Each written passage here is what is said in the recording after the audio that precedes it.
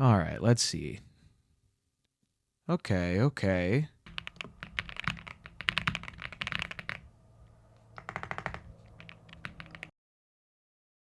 Alright. Listen, I'm fascinated by the life of the 3DS after the Switch launched. I actually think it's commendable that Nintendo continued to support it for almost 3 years after the Switch came out. At the time, the Wii U was a massive flop and the 3DS basically kept Nintendo afloat, so you can tell they appreciated the fans for supporting it the way they did. That being said, this was a weird title to launch for a handheld just days after their next generation console released. It actually feels more like a portable Wii Sports with Mario characters than anything else. Before we talk about this game, I want to briefly cover the other Mario Sports titles for the 3DS as it relates to some of the issues people have with the game.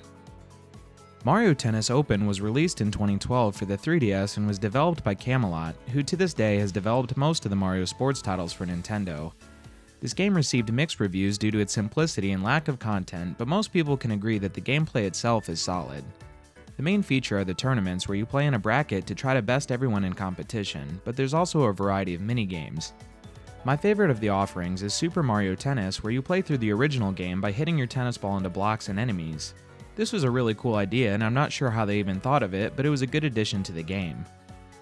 Visually, Mario Tennis Open was an impressive start to the sports titles on the 3DS. I think I'm just a sucker for the graphics of this era, but I always seem to be impressed with how well these games hold up, even 10 years later. Mario Golf World Tour released 2 years later in 2014, which was also developed by Camelot. I didn't know this until researching for the video, but this was the first Mario title in over 10 years, with the last one being on the Game Boy Advance in 2004. World Tour received much more favorable reviews than Mario Tennis Open, with it being praised for having a lot more content and personality. The amount of courses included in the base game was already impressive, but over time they managed to add even more through DLC. There's 2 types of courses included in the game. Clubhouse courses, which are much more realistic, and the Mario courses, which are a lot more wild and varied. The game offers a decent level of golf simulation, and it's pretty neat having this on the go. If you play your shots in manual mode, you can even control your spin, which allows you to hit precise shots if you get good enough at the system. This is honestly one of the better golf games I've played, and it's worth taking a look at even to this day if you like that sort of thing. This brings us to Mario Sports Superstars, which was co-developed by Camelot and Bandai Namco. The reason I covered the previous sports titles is because both tennis and golf make an appearance in this game and sadly didn't change much. Tennis is basically a carbon copy of Mario Tennis Open, from the controls to the gameplay and everything in between. I don't think it's a bad thing necessarily, but they took out a lot of the Mario charm in the courts. Now they look like standard tennis arenas, which is why I said at the beginning that the game felt more like Wii Sports 3D with a Mario skin on it. I actually think that would have been cooler in a way. The 3DS had a lot of games that utilized Mii's, so if they would have leaned more into it, that could have been great. I'm not saying that I would have preferred that, but if they weren't going to lean into the Mario universe heavily, they could have went the other way with it. The game feels like it has an identity crisis, so the point I'm trying to make is that they should have went all in on the Mario theme or all in on the Wii Sports theme. Instead, we find ourselves in a weird middle ground. All in all, the gameplay here feels great, just like in Mario Tennis Open, but without the charm and the minigames, there's little reason to play this over the latter. Next, I'll go over Golf, which is similar to tennis in that they didn't change the gameplay mechanics at all from Mario Golf World Tour.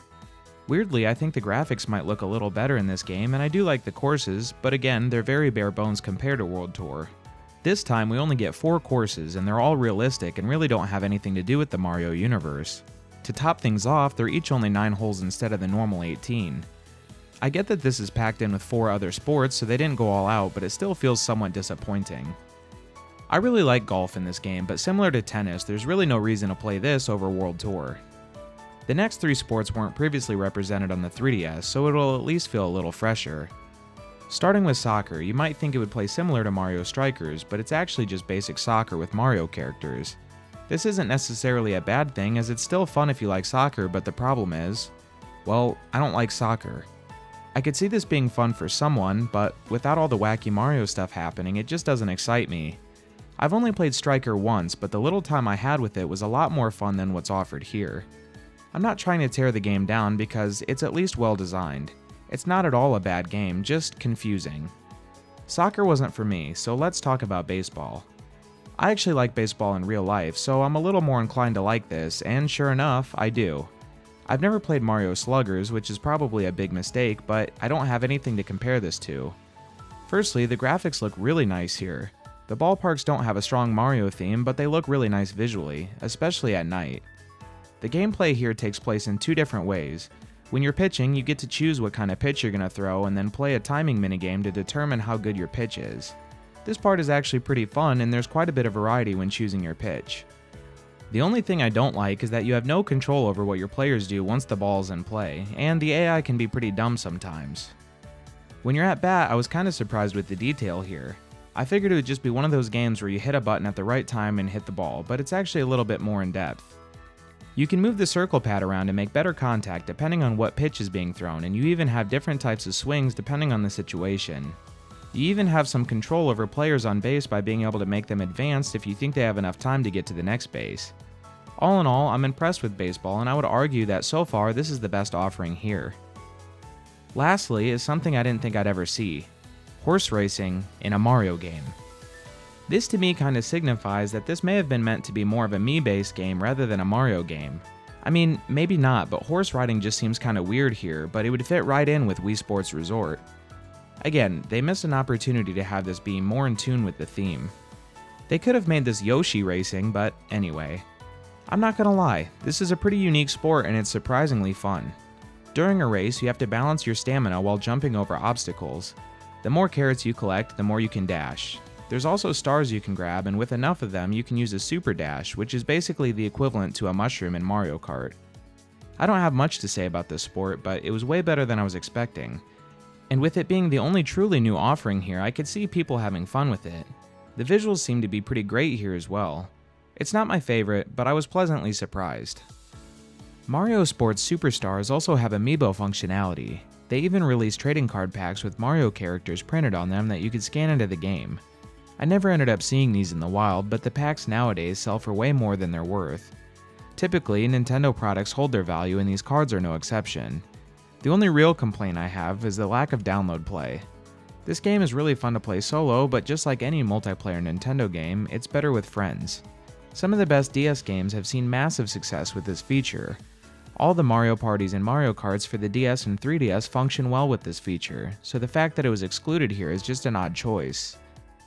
The Switch had already released at this point, so the likelihood of a group buying multiple copies of this game were slim to none, so I'm willing to bet that not a lot of people have experienced local multiplayer in this game. I couldn't find exact sales figures for the game, but it seems like it was a flop with dramatically low sales compared to the other Mario sports titles. While I think this game falls short creatively, I can't say that it's a bad game. They released it at the worst possible time, which set it up for failure to begin with. Tennis and golf are really solid, so if you don't have the other Mario sports games on the 3DS, this game becomes a much bigger bang for your buck. I don't personally care for soccer, but it's not too bad, and baseball and horse racing were surprisingly fun and well designed. Honestly, if you can find this game for cheap, it might be worth giving it a chance despite its flaws. Plus, if you do, you can say you bought the first 3DS game post-Switch launch. If you like this video, be sure to subscribe so you don't miss what's coming next. Thank you all so much for watching, and I'll see you next time.